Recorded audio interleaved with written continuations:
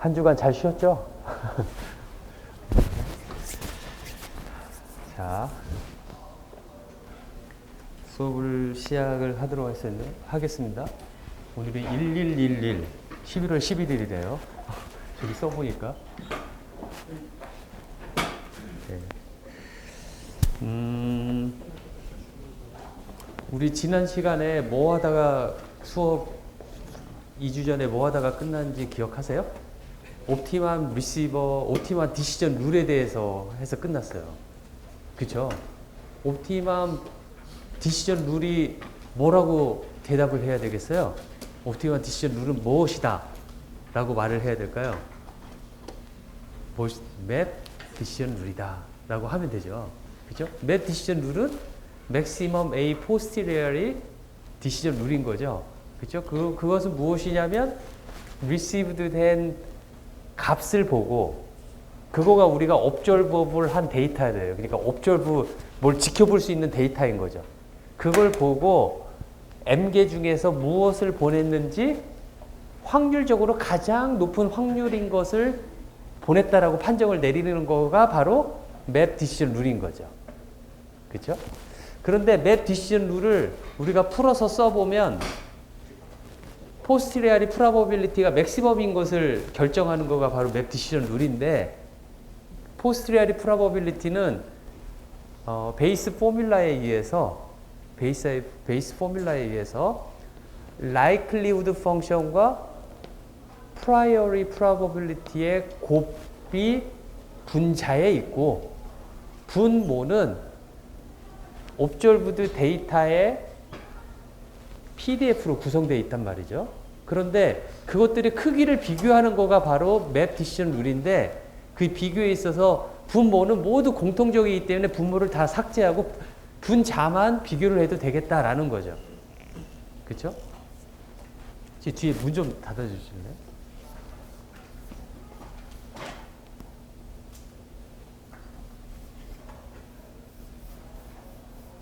네. 그래서 분자만 비교를 해보면 likelihood function과 priori probability의 곱으로 나타낸 것들의 비교값이 바로 맵 디시전 룰이 되겠다라는 거죠. 그렇죠? 거기서부터 다시 한번 시작을 해볼게요. 맵 디시전 룰은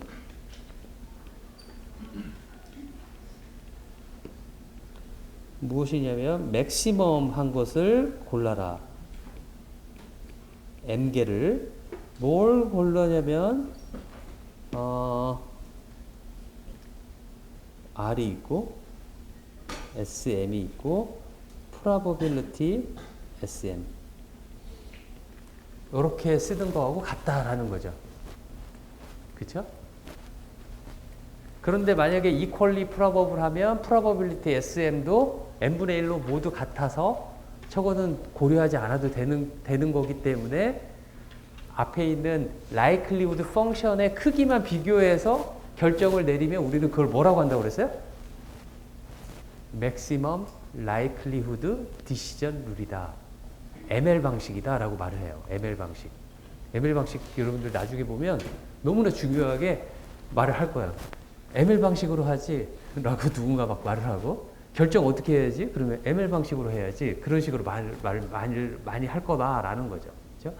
ML 방식은 priori probability가 필요 없어요. 그러니까 맵 디시전 룰하고 ML 디시전 룰이 같은 경우는 언제냐면은 priori probability가 모두 같을 때. 그렇죠? 만약에 ML 디시전 룰, 그러니까 ML 디시전 룰, 이거가 맵 디시전 룰이라고 한다면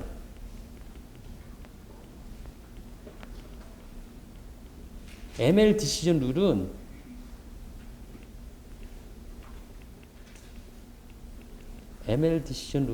요것만 보는 거예요. 벡터 처리를 하면 이것을 우리는 ML 디시전 룰이다 라고 말을 한다라는 거죠. 그 PDF를 뭐라고 한다라고 했냐면 likelihood function이다 라고 말을 한다고 했어요. 그래서 maximum likelihood function의 값을 주는 M이 무엇이냐 라는 것을 찾자라는 거죠. 그렇죠? 그래서 맵 디시전 룰과 ML 디시전 룰이 언제 결과가 같이 나오냐면 같이 나오냐면 심볼들이 다 equally probable 할 때는 결과가 같은 거죠. equally probable 하지 않으면 결과가 다르게 나올 거예요. 그렇죠? 결과가 다르게 나올 거예요. 자, example을 하나 해볼게요. m은 2일 경우 m은 2일 경우를 한번 해봅시다. m은 2일 경우 맵 디시전 룰을 해보면 맵 디시전 룰은 어떻게 할 거냐면 likelihood function rs1 probability s1 하고 이게 이 값보다 크면 S1을 보냈다라고 판별을 내려라 라는 거고요. 만약에 요거가 크면 S2를 보냈다라고 판별을 내려라 라고 결정을 해야 되겠죠. 그죠? 이건 맵 디시전 룰이에요. 그죠? ML 디시전 룰은 그래서 이 결과는 어떻게 쓸 수가 있냐면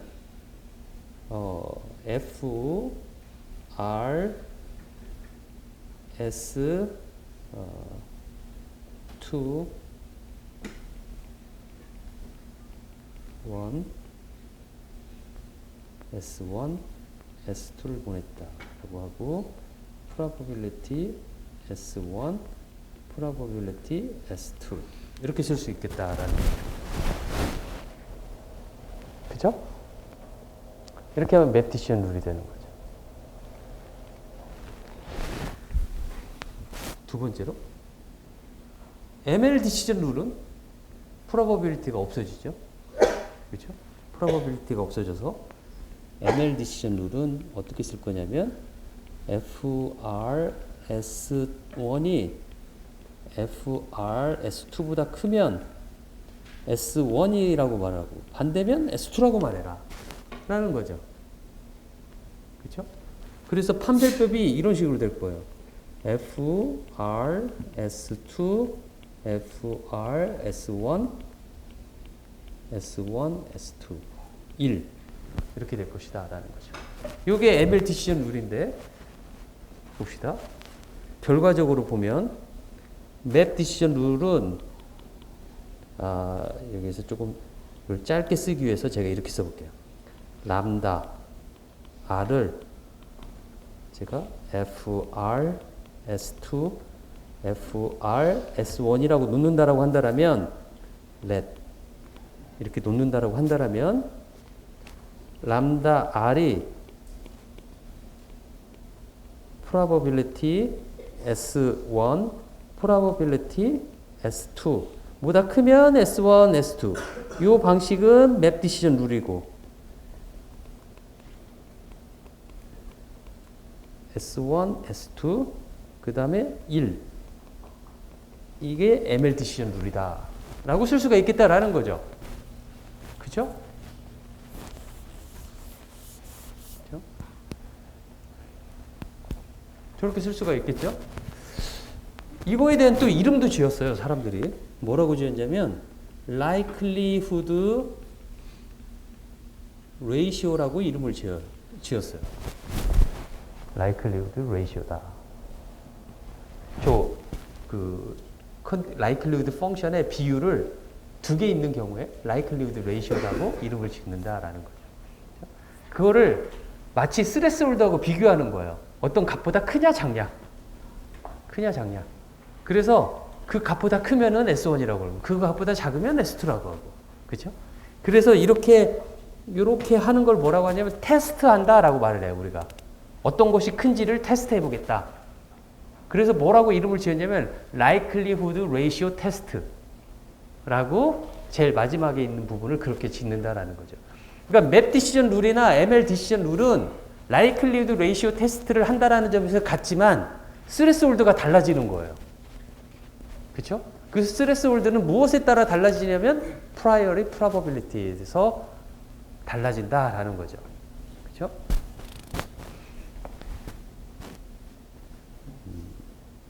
자, 그러면 보겠습니다.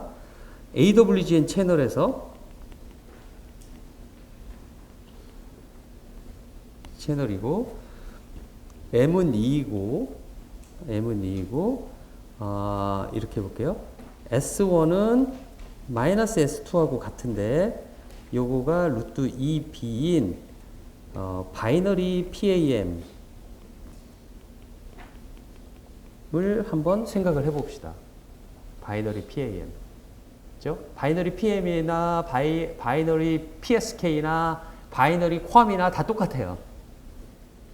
그죠? 펄스 앰플리튜드 모듈레이션이나 바이너리 페이즈 시프트 킹이나 바이너리 QAM이나 다 똑같아요. 그죠? 자, 바이너리 PAM이라고 제가 하겠습니다. 그러면 디모듈레이터 아웃풋은 어떻게 될 거냐면 R은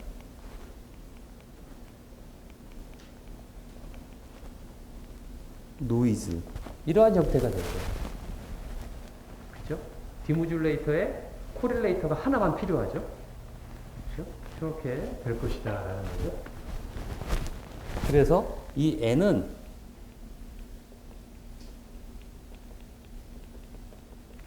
이렇게 쓸 수가 있겠다라는 거죠. 베리언스가 2분의 N 낫. 이것들을 이제 우리가 보여줬던 거죠. 지난 시간에. 그죠? 자, 이렇게 됐었을 때 likelihood function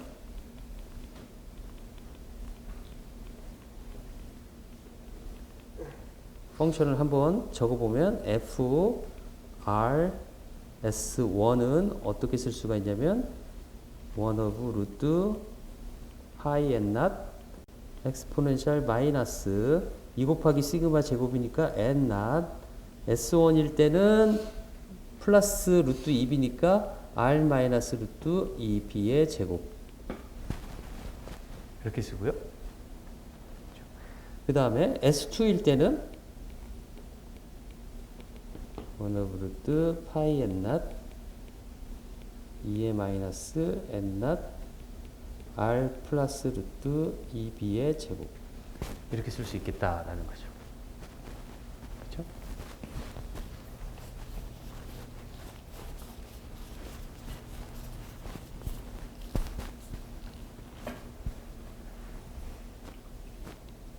두 개의 레이시오가 뭐라고 했냐면 likelihood ratio이고 likelihood ratio를 구한 다음에 그걸 이제 테스트하면 되는 거죠. 그렇죠? 판정을 하기 위해서. 그렇죠? 한번 해보겠습니다. 잘 식을 외워두시고 likelihood ratio는 FRS2분의 FRS1이다 하는 거죠. 그렇죠? 앞부분은 똑같아서 생략 캔슬이 되면 요거는 e to the 마이너스 n r 플러스 루트 2b의 제곱 to the 마이너스 r 마이너스 루트 2b의 제곱 이렇게 쓸 수 있죠. 그렇죠? 요 값을 우리는 to the 마이너스 n not 분모에다가 다 모아서 써버리면 그 다음에 마이너스 r 플러스 루트 2b의 제곱 이렇게 쓸 수가 있을 거예요. 그죠?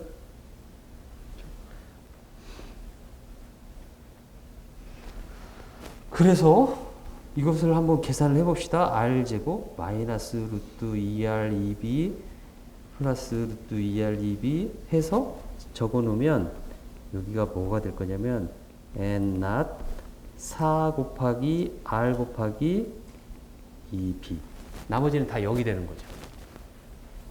그렇죠? 분모를 계산해 보면 이제 likelihood ratio 테스트를 하는데 이렇게 할 거예요. 요거가 크면 무엇보다 크면이라고 그랬냐면 probability S1, probability S2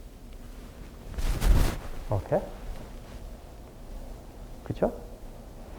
자, 이 양쪽에다가 내추럴 로그를 취해도 똑같아요. 내추럴 로그는 부호가 전혀 바뀌지 않을 거잖아요. 그래서 이거를 ln 이렇게 취해도 같을 것이다. 여기 S1, S2, S1, S2. and 이거를 제가 P라고 놓고 1-P라고 놓겠습니다. 그래서 where probability S1은 P다. 그러면 probability S2는 1 P가 되는 거죠. 그렇죠? 자, 그래서 다시 한번 써보면 요 값을 대입을 해보면 대입을 했다 하고 해보면 4 곱하기 R 루트 2 Bn 낫이 S1, S2, ln P1-P 이렇게 되겠다라는 거죠. 그죠? 내추럴 로그를 취했을 때. 자, 그래서 이걸 다시 한번 정리해 보면 R이 무엇보다 크면 되냐면은 4 루트 2 B N 낫 ln P 1-P.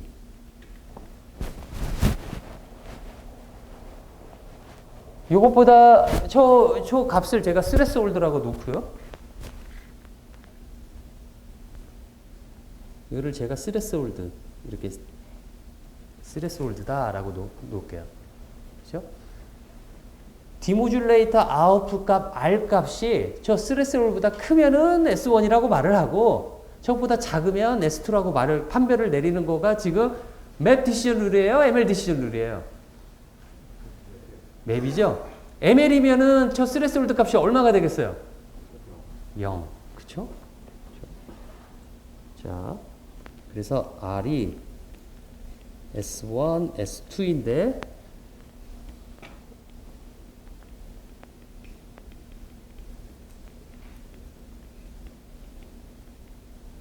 P1-P 이렇게 하면 맵 디시전 룰이 되고 R이 0보다 크면 ML 디시전 룰이 되겠다라는 거죠. 그렇죠? 그런데 둘은 언제 스레스홀드가 언제 같아져요? P가 2분의 1이면. 그렇죠? P가 2분의 1이면. P가 2분의 1이면 두 개의 디시전의 결과는 같아질 것이다 라는 거죠.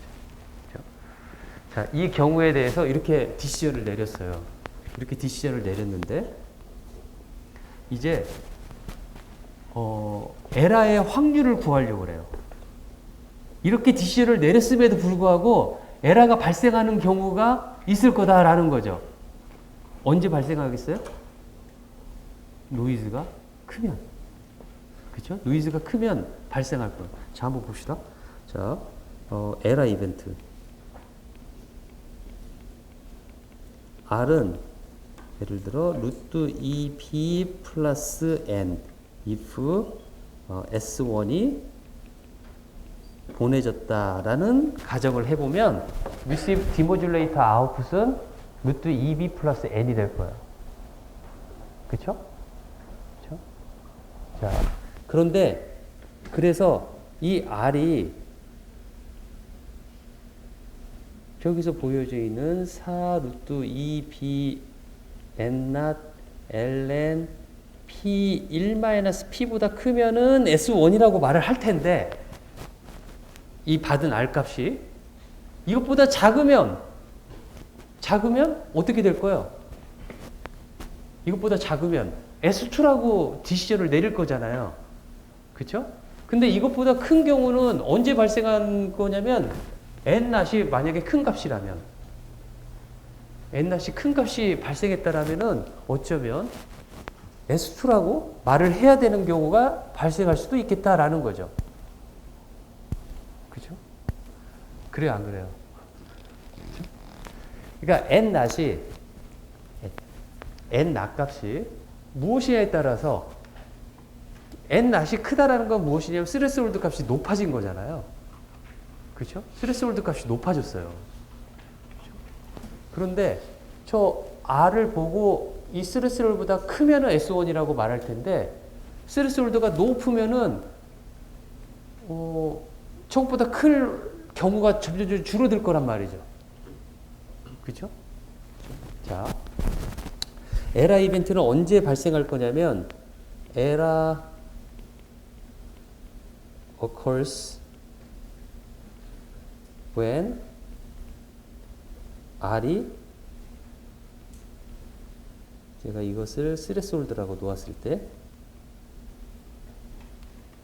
이 경우에 발생할 것이다 라는 거죠. 그렇죠?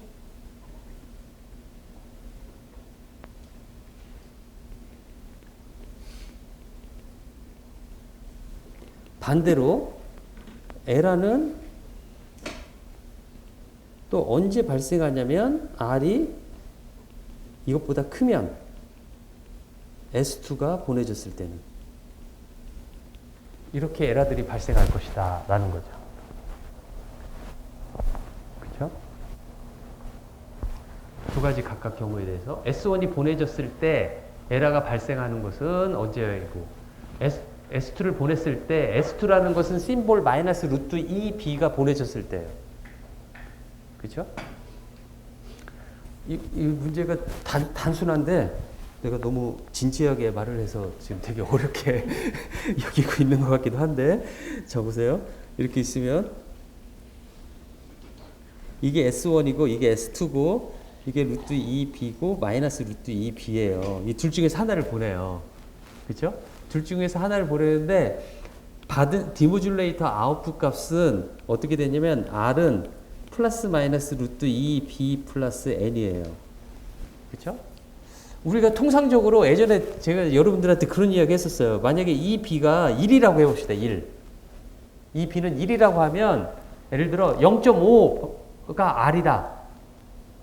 그러면 뭐라고 디시전 내리겠느냐라고 물어봤었어요. 그렇죠? 뭐라고 한다고 그랬어요?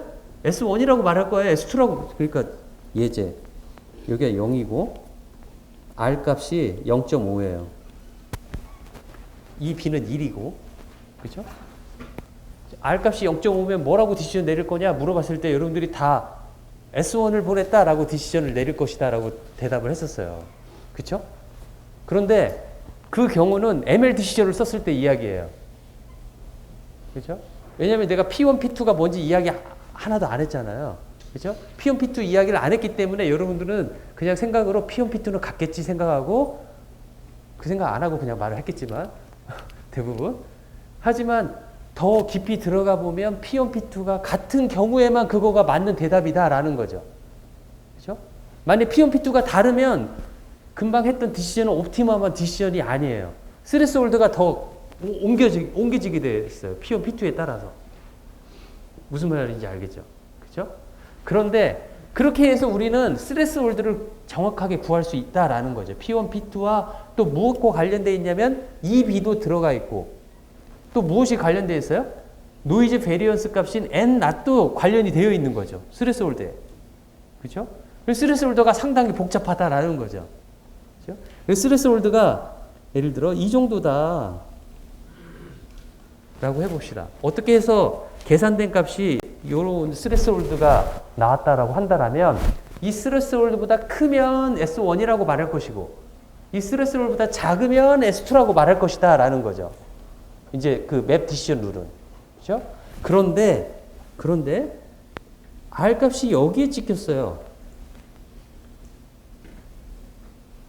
그러면 우리는 당연히 S1을 보냈다고 말을 하겠지만 실제는 S2를 보냈다고 한다면 에러가 발생할 것이다 라는 거죠. 그렇죠? 왜 에러가 발생했겠어요? N 값이 크기 때문에. 노이즈가 크기 때문에. 그 노이즈가 크다라는 것이 어디서 나오냐면 노이즈 베리언스가 크기 때문에 그렇게 된 거예요. 노이즈 베리언스가 크기 때문에.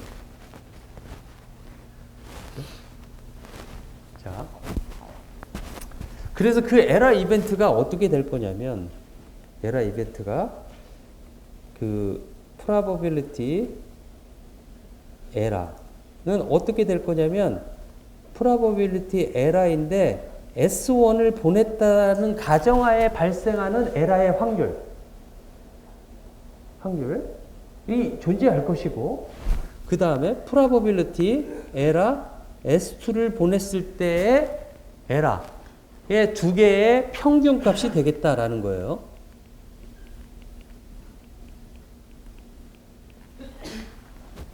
이렇게 구하면은 요거가 average 각 심볼에 대한 에러 프로버빌리티가 앞에 있다라면 요거가 각 심볼에 대한 에러 프로버빌리티라고 한다라면 그것들의 평균 값이 바로 우리가 구하려고 하는 에러 프로버빌리티가 되겠다라는 겁니다.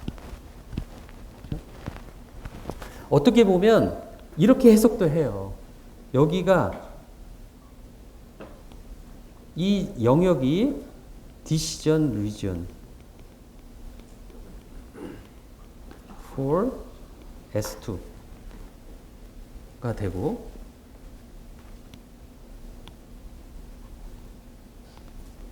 여기가 decision region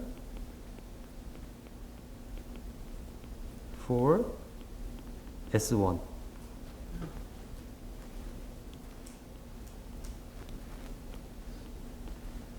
이렇게 될 거예요. 그런데 S2를 보냈는데 R 값이 decision region S1에 들어가 버린 거죠. 그렇죠? 그럴 때 에러가 발생한 거죠. 그렇죠? 자, 그러면 이 확률을 한번 구해 봅시다. 먼저 probability S1을 보냈다라는 가정하에 에러는 언제 발생하느냐?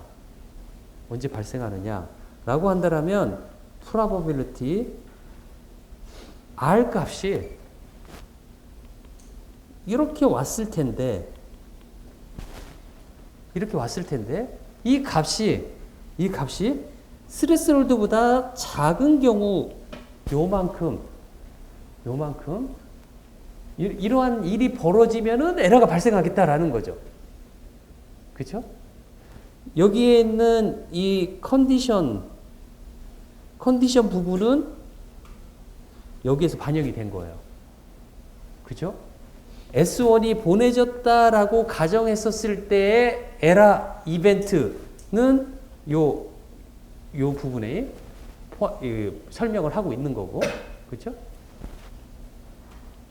자, 이 확률을 이제 구해보는 것은 어렵지 않습니다. 왜냐하면 우리가 S1을 보냈다라는 가정하에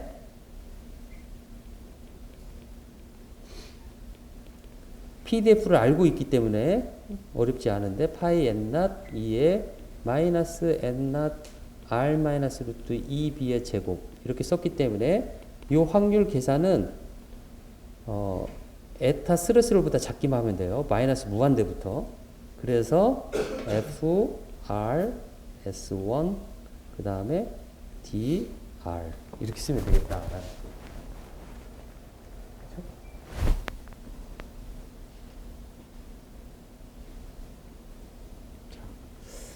probability 에라 S1을 보냈을 때는 금방 말했던 것처럼 마이너스 무한대 에타 스레스홀드 1 오브 루트 파이 n not 2의 마이너스 n not r 마이너스 루트 2b의 제곱 dr이다 라는 거죠.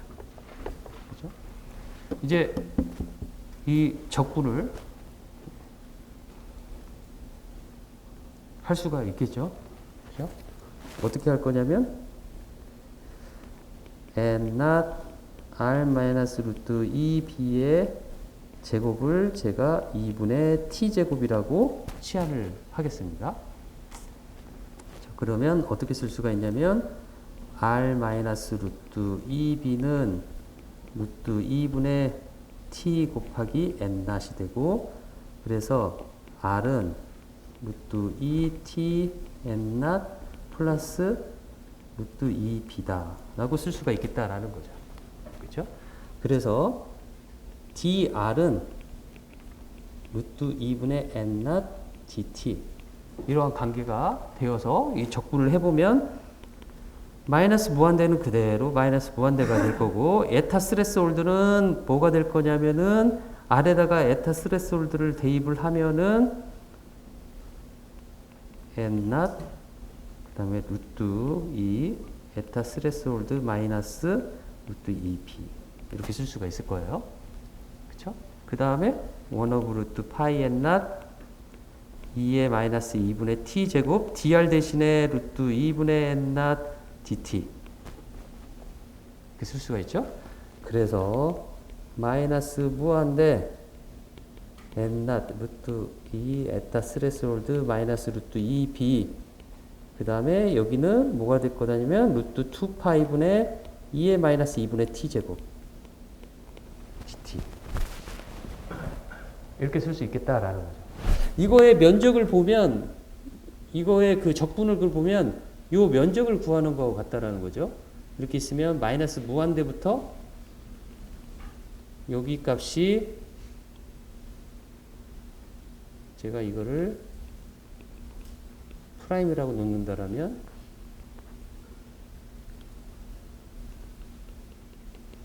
이 면적하고 같겠다라는 거죠. 그렇죠? 이 함수는 노멀 디스트리뷰션의 PDF를 나타내는 겁니다.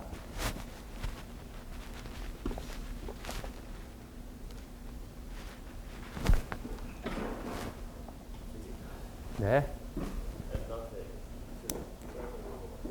아.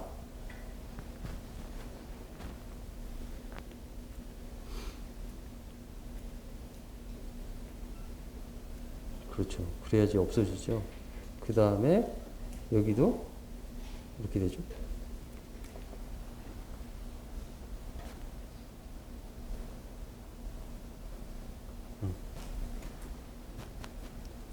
그러면 요거는 어떻게 쓸 수가 있냐면은 1 마이너스 q의 이 프라임 스트레스 올다라고 쓸 수 있겠다라는 거죠. 그렇죠? q 펑션 우리 배웠었죠? 수업 시간에 했었나요? 1학기 때? 이번에 안 했었어요? 기억이 안 나가지고 지금 q 펑션을 어디 가서 이야기를 한참 많이 한 적이 있어서 이게 우리 수업 때 했나? 알겠습니다. 미안합니다. 자, 아까 그 부분에 대해서 말하기 전에 q 펑션에 대해 설명을 좀 하고 넘어가도록 할게요. 그죠? 가우시안 q 펑션이라고 말을 하는데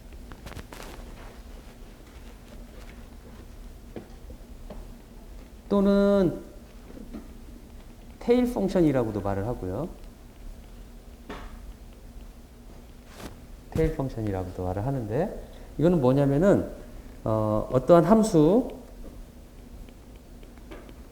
이렇게 노멀 디스트리뷰션으로 되어 있는 이런 함수가 있다라고 해봅시다.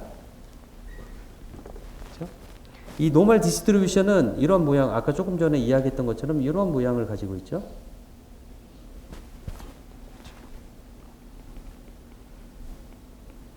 이런 모양을 가지고 있잖아요. 그렇죠? 여기에서 여기 테일 펑션? 미안합니다. 테일 펑션이라기보다는 테일 프로버빌리티. 즉 프로버빌리티 이 랜덤 베리어블 x가 어떤 값 z보다 클 확률. 그러면 여기 이 테일을 말을 하고 있다라는 거죠. 그렇죠? 그러면 요거는 z에서 무한대까지 이렇게 쓸 수 있겠다라는 거죠. 그렇죠? 저 면적을 구하면 확률이 구해지잖아요. 그렇죠?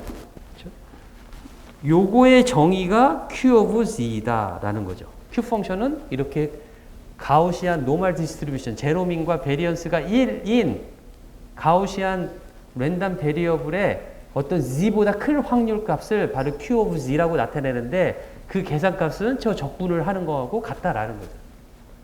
저렇게 표시를 하겠다라는 겁니다. 자, 저게 그 인티그레이션 g부터 플러스 인피니티까지 루트 2파이분의 1 엑스포넨셜 마이너스 2분의 x제곱 dx 저거가 이제 적분이 되느냐 안 되느냐 라는 이야기를 조금 해볼게요. 그렇죠? 적분이 돼요 안 돼요? 적분할 수 있어요 없어요? 그냥 딱딱 풀어가지고 뭐 할 수 있냐 이거죠. 할 수 있다면 어떻게 하면 될까요? 엑스포넨셜 함수는 되게 적분하기 힘들어요. 대부분 여러분들 고등학교 때 배웠을 때 적분 어떻게 했어요? 부분 적분. 뭐 u 프라임 v는 uv 마이너스 뭐 uv 프라임 뭐 그런 식으로 해가지고 그게 막 저기가 엑스포넨셜 그 앞에 폴리노미얼이 있으면 조금 더 쉬워져요. x 곱하기 2의 마이너스 2분의 x 제곱이면은 2분의 x 제곱이 미분된 거가 밑에 있어가지고 뭐 계산을 하기도 하고 그렇게 해서 감마 펑션도 뭐 계산하고 그러잖아요. 그렇죠? 자, 근데 저기에는 앞에 폴리노미얼이 없어서 저거 자체가 계산이 안 되는 것처럼 보인단 말이에요. 그렇죠? 그런데 저거를 그래서 Q of Zero 스페셜 펑션이라고 해서 가우시안 Q 펑션이라고 말을 하고 조금 전에 말한 것처럼 테일 펑션이라고 말해서 테일 함수다라고 해서 가우시안의 테일 또 프로버빌리티다라고 말을 해서 저렇게 이름을 짓고 저게 마치 그 풀린 값인 것처럼 스페셜 펑션이라고 해서 여러분들 들어봤을 거예요. 뭐 감마 펑션 또는 베셀 펑션 다 스페셜 펑션이에요. 걔네들 값으로 나온 결과값은 클로스드 폼으로 구했다라고 말을 해요. 저것도 클로스드 폼으로 구했다라고 말을 한단 말이죠. 클로스드 폼이라고 말을 할 때는 뭘 했냐면 예를 들어 소수점 12자리까지 정확해야 돼. 라고 하면 소수점 12자리까지 구할 수 있어야 돼요. 만약에 누가 요구하는 거가 소수점 100번째까지 그 계산이 정확해야 돼. 라고 하면 소수 100번째까지 할 수 있어요. 그러니까 프리시전을 우리가 정하면 그 프리시전까지 정확히 구할 수 있다라면은 그거는 클로스드 폼이 되는 거예요. 그렇죠? 자, 저거는 어떻게 계산하냐면 2의 마이너스 2분의 x 제곱을 테일러 급수나 파워 급수로 전개를 하면 폴리노미얼 형태가 되잖아요. 그렇죠? 폴리노미얼 형태가 된 것은 적분이 가능하잖아요. 근데 테일러 급수도 어느 순간에 트렁케이션 하면 돼요. 그렇죠? 트렁케이션 하고 그 트렁케이션이 그 저기서 보다시피 2의 마이너스 2분의 x 제곱으로 되어 있기 때문에 쟤는 감소할 수 있기 때문에 어느 순간에는 계속 감소를 하고 있어요. 테일러 급수를 해보면. 하지만 저렇게 감소를 하면서 테일러 급수를 그 트렁케이션 하는 포인트를 어디에다 하느냐에 따라서 프리시전만 달라질 뿐이에요. 만약에 테일러 급수를 10자리까지 했으면 소수점 6자리는 10자리에서는 11자리는 12자리 하든 똑같고 점점 그 뒤에만 더 정확도가 점점 늘어난다라는 거죠. 그럴 때 우리는 클로스드 폼이다라고 말한다라는 거죠. 그렇죠? 테일러 급수는 나온 지 상당히 오래됐어요. 상당히 오래되고 저 함수를 가지고 이미 테이블로 1700년대, 1800년대 테이블로 이 책이 아주 두껍게, 그러니까 Q of 0.00001은 얼마이고 0.000 Z가 0.00002면 얼마이고 그것들이 테이블로 이미 나와 있다라는 거죠. 그러니까 1700년대, 1800년대 때 그때 수학하는 사람들이 꼭 저게 수학을 하는 사람들이 꼭 그렇게 다 한 것 같지는 않지만 그냥 이거 푸는 걸 좋아하는 사람들이 테일러 급수로 전개한 다음에 그걸 계속 계산한 숫자 집어넣어가지고 계산한 것들을 테이블로 만들었다라는 거죠. 그렇죠? 그래서 그 옛날 책 그런 거 관련된 걸 보면 방 하나에 저 큐 펑션만 정리한 백과사전 같은 책들이 이렇게 쫙 있어요. 그러니까 그때 그 사람들은 그거 계산하면서 놀았던 거야. 생각을 해보면. 그러니까 그게 재밌었나 봐요. 아니 생각해보면 핸드폰도 없고 TV도 없고 뭐 보면 저런 거가 되게 재밌는 놀이가 될 수도 있다라는 거죠. 모두가 그렇다는 게 아니라 몇 명한테 그 사람들이 그걸 정의한 거예요. 계속. 그래서 예를 들어 막 가우스 시절에도 가장 큰 소수 발견하는 거가 한때 유행이었잖아요. 지금 이제 컴퓨터가 막 찾아내고 있지만 소수 큰 거를 막 찾아내고 그거가 한때 그 시대 유행이었던 그런 때가 있었던 거죠. 그죠? 지금도 계속 이제 그 관련된 것들을 하고 있긴 하지만, 그래서 Q of G를 우리는 Q 펑션을 클로스드 폼 형태로 구했다라고 말을 할 수 있다라는 거죠. 왜냐하면 모든 값에 대해서 우리는 알 수 있기 때문에 라는 거죠. 만약에 오실레이션 되고 어느 값에서 이게 막 달라진다고 한다면 테일러 급수의 차수를 늘렸더니 소수 몇 째짜리 값이 달라져 버린다라면 그거는 클로스드 폼이 절대 될 수가 없는 거예요. 그 급수를 늘려가면 늘려갈수록 앞에 자리는 그대로 있고 뒤에 자리만 점점 정확도가 높아가는 그런 형태다라는 거죠. 그렇죠? 그래서 Q 펑션의 정의는 이렇게 내려진다라는 겁니다. Q 펑션의 특징이 무엇이냐면 이 Z가 있고 여기를 마이너스 G라고 한다면 Q of 마이너스 G는 얼마일까요? Q of 마이너스 G는 1 마이너스 Q of G가 되겠다라는 거죠. 왜냐하면 가우시안 펑션은 시메트릭하기 때문에 면적이 같아요. 그죠? 그 다음에 Q가 무한대는 얼마일까요? 0. Q가 마이너스 무한대는 얼마일까요? 1. 전체적인 면적 1이 되겠다라는 거죠. 그렇죠? 그러면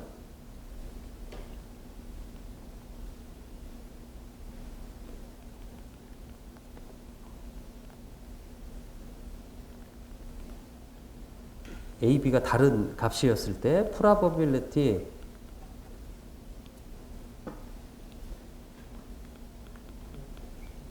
이 확률은 얼마일까? 얼마가 될까요? 뭐에서 뭐를 빼면 될까요? QA에서 QB를 빼면 되겠죠? 그죠? QA면 A보다 큰 쪽의 면적이에요. B면 B보다 큰 면적의 B보다 큰 곳의 면적이다라는 거죠. 그 두 개를 빼면 A와 B의 여기에 면적을 구할 수가 있는 거죠. 그렇죠? 또 질문. Q 펑션은 디크리징 펑션이다 또는 인크리징 펑션이다. 뭐겠어요? 금방 나왔던 걸 그대로 한 건데. 디크리징 펑션이에요. 그렇죠? 그리고 엑스포넨셜리 디크리징 하는 펑션이에요. C값에 따라서. 그렇죠? 그 엑스포넨셜 함수는 어떻게든지 우리가 하다 보면 모르지만 인티그레이션 하면 엑스포넨셜 형태로 나올 거잖아요. 그렇기 때문에 엑스포넨셜리 디크리징 펑션이다라고 말할 수 있다라는 거죠. 그렇죠? 아까 앞 페이지에서 여러분들 보면은 내가 왜 이렇게 치환을 했는지 이제 알 거예요. Q 펑션으로 나타내기 위해서 쓴 거예요. 그렇죠? Q 펑션은 이렇게 되어 있었을 때 Q 펑션을 쓸 수 있기 때문에 Q 펑션의 형태로 바꾼 거다라는 거죠. 그렇죠? 그러니까 Q 펑션의 형태로 바꿨으니까 이거의 면적은 마이너스 무한대에서 스레스홀드까지의 면적이니까 이것은 요 면적을 뺀 거하고 같겠다라는 거죠. 1에서. 전체 면적은 1이기 때문에. 그렇죠? 저 빨간색 면적은 Q의 에타 스레스홀드가 되겠고요. 그렇죠? 자, 이렇게 해서 구할 수가 있겠다라는 거죠. 자, probability 여기에서 S1 구했고요. 그 다음에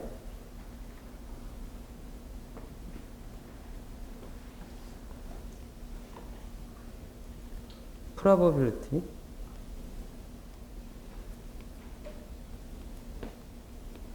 S2를 구해보면 S2는 어떻게 구할 거냐면 probability R을 받았는데 R은 S2를 보냈기 때문에 EB 플러스 노이즈의 형태가 될 것이고요. 그렇죠? 이 값이 이렇게 있으면 여기가 S2였어요. S1이고 여기가 스레스홀드였던 거죠. 그렇죠?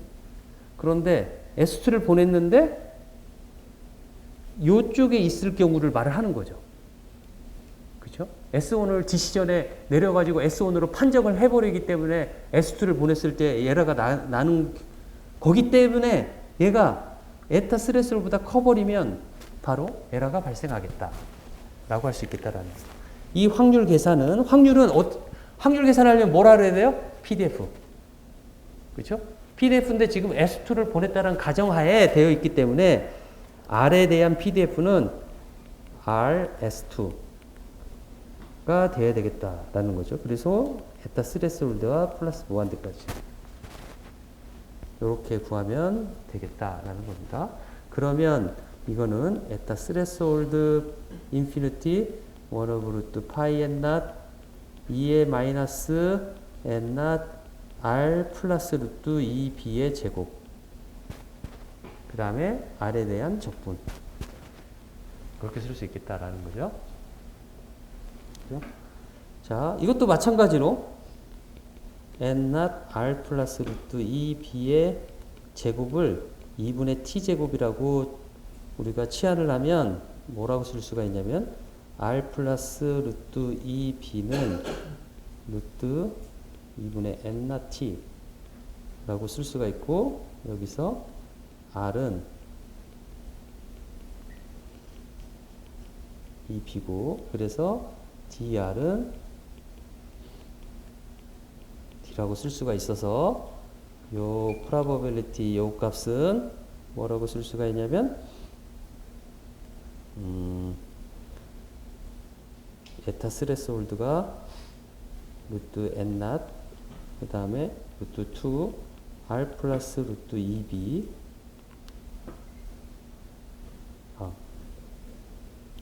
에타 스레스홀드죠. 플러스 무한대 그 다음에 여기가 루트 2파이 2의 마이너스 2분의 t제곱 dt 이렇게 쓸 수가 있겠다라는 거죠. 그래서 이거는 이제 테일 함수가 되는 거예요. 그렇죠? 그러니까 요거는 면적을 구하라고 한다면 여기가 되겠다라는 거죠. 이 부분을 제가 에타 스레스홀드 프라임이라고 넣는다고 한다면 그래서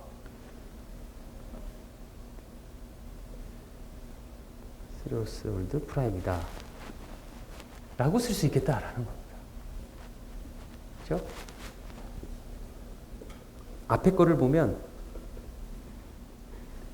이때는 1-q 세타 프라임이 됐어요. 그렇죠? 이거하고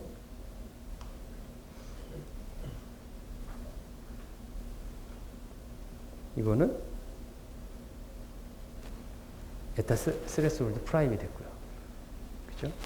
그래서 보면은 probability 에라는 probability 에라 S1 probability S1 더하기 probability 에라 S2 곱하기 probability S2인데 금방 1-q의 에타 스레스홀드 그 다음에 이거가 p였고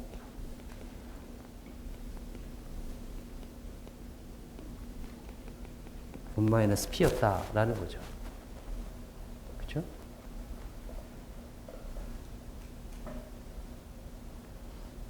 그러면 이 계산을 해보면 p 마이너스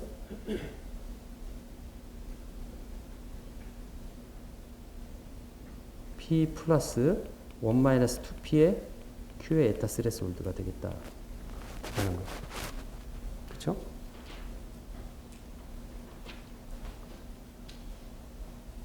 만약에 아까처럼 P와 1-P가 2분의 1로 같다고 한다면 에타 스레스홀드가 0이 되어가지고 이제 문제가 훨씬 더 저 구하는 거가 훨씬 더 간단해져요.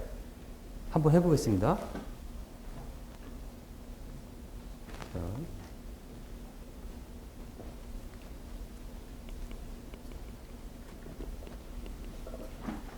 이제 스레스홀드가 0이에요.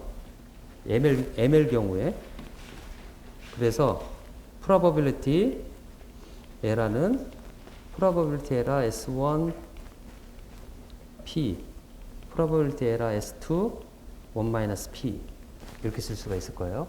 그런데 지금 우리는 P는 2분의 1이라고 한다면 요거는 probability 에라 S1 더하기 probability 에라 S2의 2분의 1 이렇게 쓸 수가 있을 거예요. 그렇죠?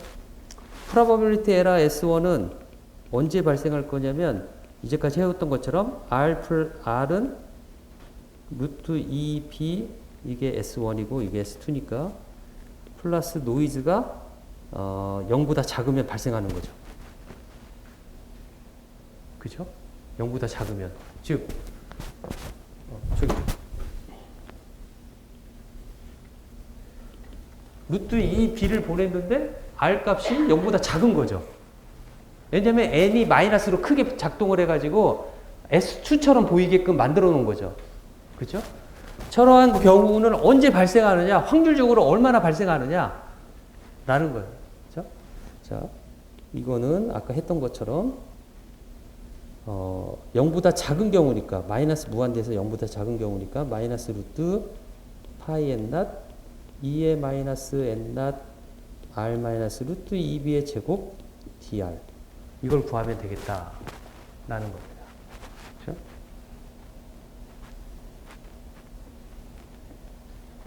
그러면 얼마가 나오겠어요? q 펑션으로.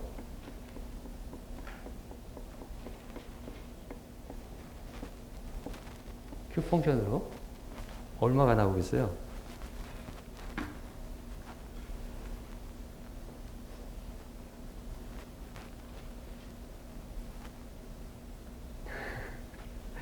자, 이거하고 이제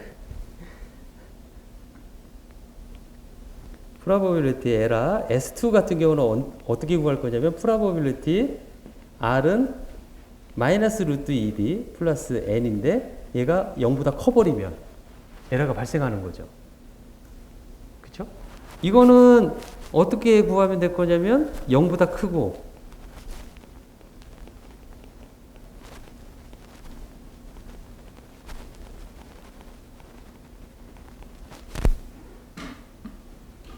dr 이렇게 될 거란 말이죠. 그렇죠? 첫 번째 거 한번 봅시다. 첫 번째 거 여기서 보면 요거는 무슨 말을 하는 거냐면 이렇게 되어 있는데 평균 값이 이제 루트 2b예요. 분산 값은 같아요. 그냥 표준 이동 그 평균 이동만 한 거예요. 그렇죠? 이것이 0보다 작을 확률 0보다 작을 확률 여기 면적을 구하라는 거와 똑같아요. 그죠? 그 다음에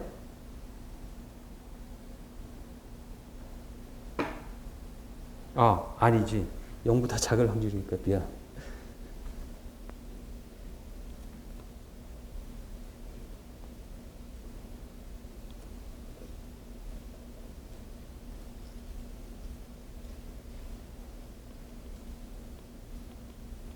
이 b니까 0이면 한 이 정도 있을 것 같아요. 그쵸? 그래서 마이너스 무한대에서 여기 0까지니까 요 면적을 구하는 거하고 똑같겠다라는 거죠. 에라 프로바빌리티는. 그쵸? 그 다음에 두 번째 거는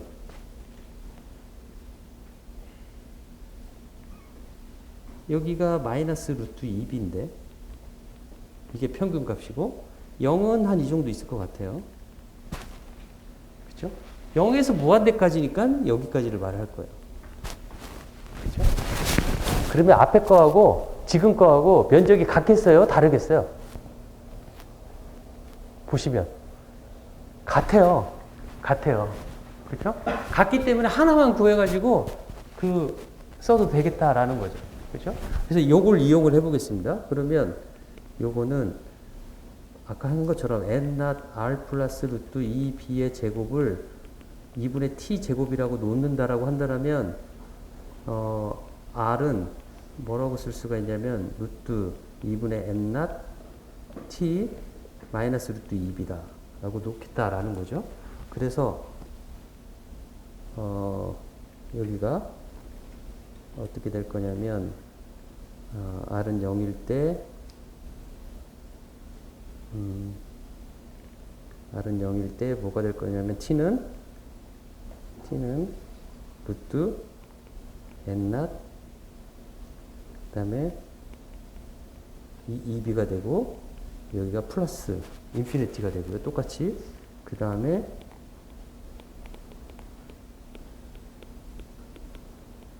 이렇게 쓸 수 있겠죠? 그쵸? 아까 2번 해봤으니까 제가 그거 생략했어요. 치환하고 뭐하고 막 하는 과정을. 저렇게 쓸 수 있을 거예요. 대입해보면 저렇게 쓸 수 있을 것이다 라는 거죠. 그쵸? 그러면 이걸 q 펑션으로 나타내면 뭐가 나오겠어요?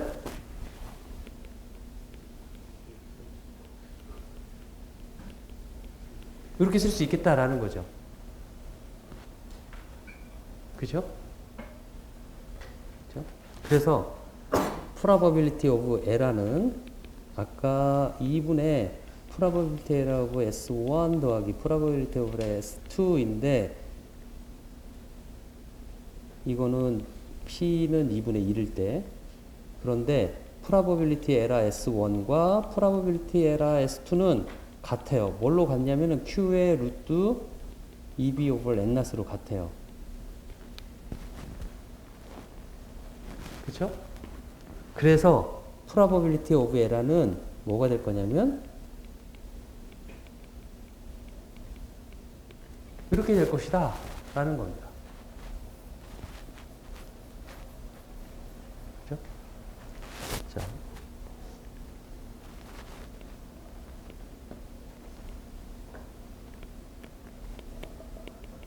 우리가 이 경우에 봤어요. 이거에 대한 심볼 에너지, 에버리지 심볼 에너지는 에버리지 비트 에너지하고 같아요. 그쵸? 얼마예요? 2분의 1의 확률로 같이 심볼이 발생한다고 했었을 때 에버리지 심볼 에너지는 얼마예요? 얼마예요? 에버리지 심볼 에너지가 얼마예요? 중간고사 봤으니까 다 알 텐데 얼마? 얼마?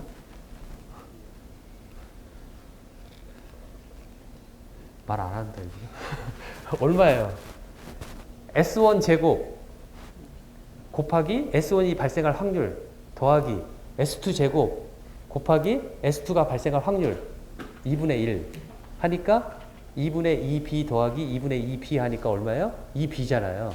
그게 심볼 에너지고 그 심볼 에너지는 비트 에너지하고 같은 거죠. 그쵸?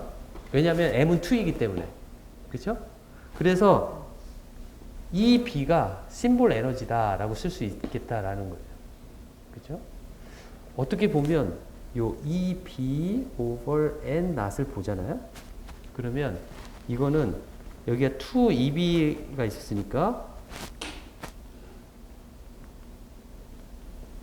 이렇게 쓸 수 있어요. 그쵸?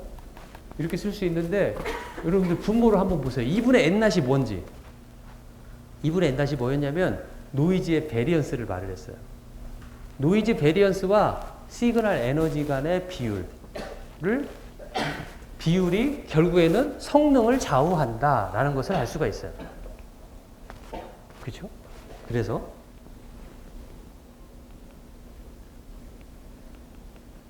그래프를 한번 그려보겠습니다. 뭐 어떤 그래프를 그리려고 하냐면 에러 프로버빌리티를 그리려고 해요. 여기 x축을 EB over N not dB로 해서 그림을 그려보면 이런 그림이 나와요. 이런 그림이. EB over N not dB라는 건 무엇이냐면 EB over N not을 10 log 10을 취한 것을 EB over N not 데시벨 값이다 라고 말을 하는 거죠. 그렇죠? 그래서 이 값들을 보면 여기가 EB over N not이 값에 따라서 예를 들어 여기가 6dB면은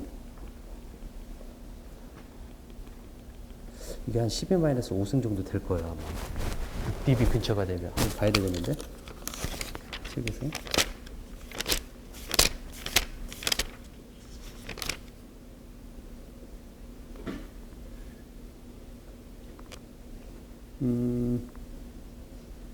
아니요 10의 마이너스 3승 정도 되네요. 약 10의 마이너스 3승 정도? 이 정도 돼요. 그렇죠? 이렇게 성능이 나와요. 이렇게 성능이. 성능이 나오는데 여러분들이 전화 통화 하려면은 전화 통화에 문제가 없으려고 한다라면 그 비트 에러 레이시 10-3승 정도 되면 통화에 문제가 없다라고 그래요, 보통. 그 다음에 뭐 영화 스트리밍 다운로드를 보는데 이거가 우리 눈에 그렇게 흔들림 없이 그냥 깨끗한 화질로 보려고 한다라면 적어도 10-5승은 만족해야 된다고 그래요. 그러니까 귀보다 눈이 더 예민한 거죠. 우리 감각으로 봤을 때 10-5승을 만족하려고 한다라면 어느 정도 돼야 되냐면 약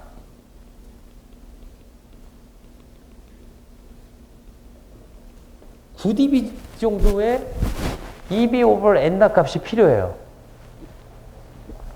그러니까 한번 생각을 해봅시다. 저런 성능을 가지고 N나 값은 우리가 알 수가 있어요. N나 값은 어떻게 알 수가 있어요? 볼츠만 상수 곱하기 지금의 템퍼레이처는 켈빈 값이죠. 그렇죠? 그러니까 그것을 구해보면은 N나 값을 우리는 알 수가 있을 거란 말이죠. 자, 그래서 이렇게 하는 거예요. 통신을 하는데 그 동영상을 만족시킬 수 있는 통신을 하기 위해서 바이너리 PAM으로 보내는데 각 심볼의 에너지를 얼마로 해야지 적정할까요? 룸 템퍼레이처 상황에서. 라고 한다라면 풀 수 있겠어요? 없겠어요? 금방 그 말이에요. 풀 수 있지 않겠어요? 그 말 뜻을 다시 해보면 동영상 전송을 하기 위한 통신이 원활하게 되기 위해서라는 것은 10-6승 정도를 만족하기 위해서. 그렇죠? 그 다음에 일반적인 룸 템퍼레이처 방 안에 그냥 일반적인 상황이라고 한다면 N나 값을 계산할 수 있다는 소리죠. K 값을 주고 제가 룸 템퍼레이처를 제가 18도라고 했었을 때 그 켈빈으로 나타내면 272 더하기 18 하니까 290도가 되는 거죠. 그래서 290 곱하기 켈빈 값이 2분의 N나 값이 되는 거죠. 거기다가 2를 곱하면은 이제 N나 값을 구할 수가 있는 거죠. 그렇죠? N나 값이 얼마인지를 알고 있고 그 다음에 10-5승을 만족하려면 9dB가 필요하다. 그러면 9는 N나 값을 집어넣고 위에 EB 값에 대해서 풀면은 심볼 에너지를 얼마로 해야 될지 나올 것이다 라는 거죠. 그죠? 그 값이 만족이 되어야지만이 될 수 있다라는 거죠. 그죠? 문서를 다운로드 받을 때는 문서 같은 경우 다운로드 받을 때는 10-12승을 만족해야 된다고 그래요. 그러니까 10-12승 그 문서라는 게 그냥 보통적인 문서가 아니라 컴퓨터 하드디스크에 저장하는 것들을 다 문서라고 말을 한다라면 여러분들이 이렇게 막 파일 만들고 하드디스크에 딱 저장을 하잖아요. 그 저장하는 관계가 여러분 타이핑 치고 저장 매체까지 가는 데가 채널이에요. 광 채널로 돼 있어가지고 거기도 AWGN이 존재하고 또 ISI가 ISI라는 걸 나중에 배우는데 인터피어런스가 상당히 존재하는 그런 채널로 모델링이 돼요. 내가 타이핑을 치고 세이브 되는 그 과정이 광 디스크 안에 그 과정에 있어서 그거를 다시 읽었을 때 문제가 없어야 되잖아요. 문제가 제로이다라는 것은 확률적으로 제로이다라는 건 우리 인간사에서는 없어요. 확률적으로 제로다라는 거는. 그래서 10-12승이라고 아주 높은 그거를 둬요. 10-12승 정도다. 그러면 10-12승을 만족하기 위한 파워가 계산이 돼야 되는 거죠. 그러면 이 EB over N나 값이 한참 뒤에 있어야 될 거예요. 예를 들어 여기가 10-12승이다 라고 한다면 한참 큰 EB over N나 값이 필요하겠다라는 겁니다. 그렇죠? EB over N낫을 우리는 시그널 투 노이즈 레이쇼다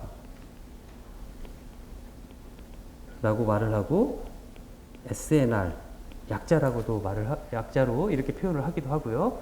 또는 펄 비트당. 그 다음에 또 이걸 뭐라고 하냐면 이렇게도 읽어요. 회사에서는 이렇게 더 많이 읽어요. 에브노라고 더 많이 읽어요. 에브노 값이 얼마냐라고 더 많이 표현을 해요. 그러니까 뭐 리서치하고 이렇게 논문 쓸 때 에브노라는 말을 쓰지 않는데 인더스트리에서는 다 에브노라는 말을 더 많이 쓰는 것 같아요.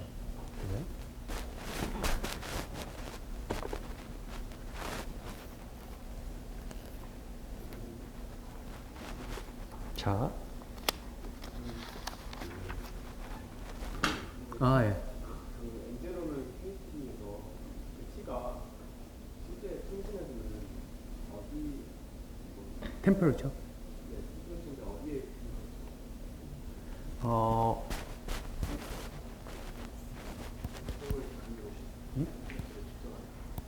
템퍼러처가 룸 템퍼러처라고 보통 말을 하고 18도를 보통 기준으로 해서 이야기를 해요. 이야기를 하는데 템퍼러처가 높아가면 높아갈수록 노이즈 베리어스가 커진다는 소리하고 똑같아요. 그렇죠? 그러니까 사막에서 잘 안 돼요. 실제로. 케이블의 템퍼레처, 케이블 근처 환경의 템퍼레처를 아니요. 전화기에 있으면 이 주변 그냥 보통 이런 것에 그 온도인데 지금은 이게 파워를 많이 주면 발열이 생겨가지고 이 안에서 생기는 그 온도가 더 높아져가지고 룸 템퍼레처보다 더 높은 열을 받을 경우에는 더 성능이 안 나죠.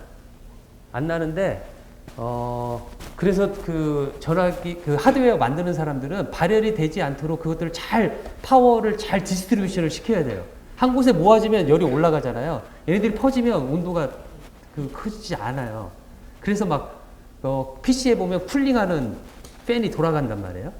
우리 전화기에는 그 팬이 없어요. 아마 팬이 있으면 조금 더 성능이 좋겠지만 그런 이유 때문에 그 온도가 높아가는 건 아주 안 좋아요. 물론 뭐 그런 경우도 있어요. 막 추운 데 가면은 전화가 안 되는 경우도 있어요. 특히 아이폰이 그런 것 같아요. 그런데 그거는 이 노이즈 베리언스하고 상관이 없다고 그래요. 노이즈 베리언스의 문제가 아니라 거기 부품 자체 오퍼레이팅 레인지가 다 있는데 그거가 어느 온도 이하면은 되게 그 노이즈 베리언스가 커지는 게 아니라 또 다른 어떤 그 문제가 발생돼 가지고 뭐 그런다고 그래요.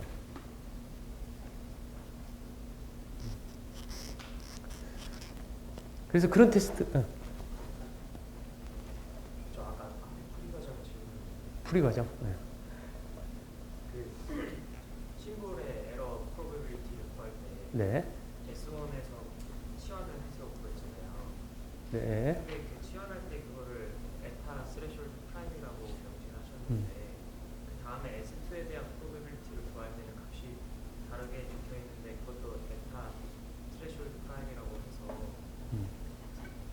로테이션을 다르게 적어. 그랬어요? 그러면 달라지겠죠? 미안합니다. 무슨 말인지 알겠어요. 틀린 거죠? 이렇게 나오는 거죠. 그죠? 아유, 잘했습니다. 네. 질문? 질문 아니에요?